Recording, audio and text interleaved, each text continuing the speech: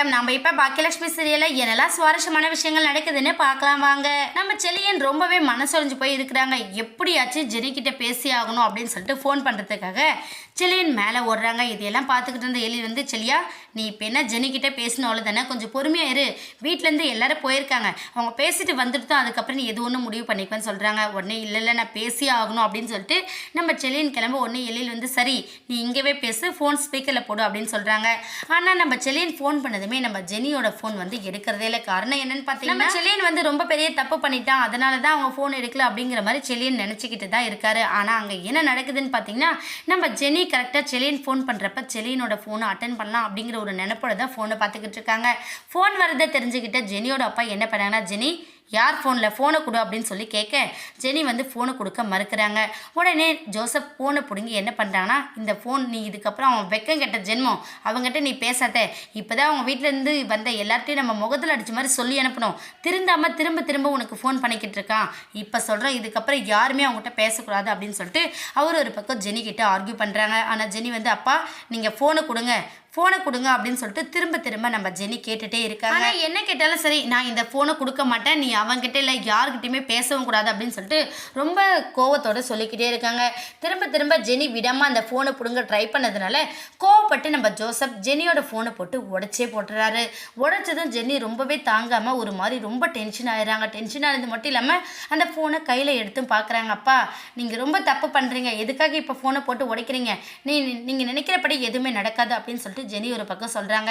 ஆனால் இவர் என்ன பண்ணுறேன்னா, இல்லை நீ ரொம்ப தப்பான முடிவு எடுக்கிற, இப்போ நான் சொல்கிறது தான் முடிவு, அவங்ககிட்டையும் சரி அவங்க குடும்பத்தில் இருக்கிற யார்கிட்டையும் சரி நீ இதுக்கப்புறம் பேசவே கூடாது, ஃபோனில் இல்லை எதுலேயுமே பேசக்கூடாது, உன்னோட வாழ்க்கை என்னங்கிறது அடுத்து நான் தான் டிசைட் பண்ணுவேன், அதுக்கு தான் நீ ஒத்து போகணும் அப்படின்னு சொல்லிட்டு அவர் கோவத்தோடு வச்சுருக்காங்க. இன்னொரு பக்கம் நம்ம செலியன், ஐயோ ஃபோன் பண்ண கட் பண்ணிட்டாலே ஜெனி அப்படின்னு சொல்லிட்டு ரொம்ப பதட்டத்தோடு இருக்காங்க.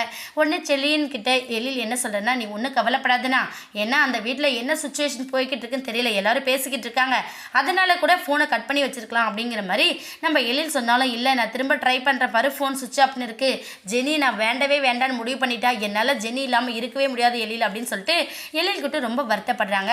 வருத்தப்பட்டது மட்டும் இல்லாமல் அந்த டைமில் கரெக்டாக நம்ம கோபி, ஈஸ்வரி, பாக்கியான்னு எல்லாரும் வீட்டுக்கு வராங்க.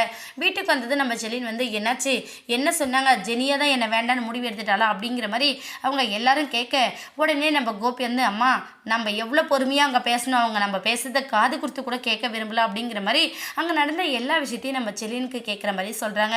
செலின் இதனால ரொம்ப மனசடைஞ்சு போயிடுறாங்க. இன்னொரு பக்கம் கோபி வந்து அங்கே எல்லாரையுமே சேர்த்து அசிங்கப்படுத்திட்டாங்க அப்படிங்கிற மாதிரி சொல்கிறாங்க.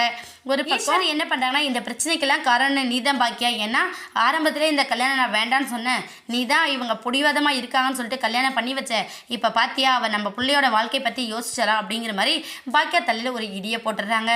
பாக்கியா ரொம்பவே மனசொடைஞ்சு போய் அழுதுகிட்டே இருக்காங்க. ஆனால் நம்ம செலின் என்ன பண்ணாங்கன்னா, ஜெனி கிட்ட போய் பேசி ஆகணும், ஜெனியை பார்த்தாகணும் அப்படின்னு சொல்லிட்டு அங்கேருந்து கிளம்புறதுல ரொம்ப குறியாக இருக்காங்க. ஆனால் நம்ம ஈஸ்வரி என்ன பண்ணுறாங்கன்னா, இல்லை செலியா நீ இப்போ அங்கே போகாத, அங்கே போனால் தப்பாயிடும், ஏன்னா அவங்க இருக்கிற நிலைமை சரியில்லை அப்படிங்கிற மாதிரி அவங்க கிட்ட எடுத்து சொல்கிறாங்க. ஆனால் அது எதையுமே பொருட்படுத்தாமல் செலின் வந்து, நான் போய் பேசி தான் ஆகுவேன் அப்படின்னு சொல்லிட்டு அங்கேருந்து கிளம்பி போயிடுறாங்க.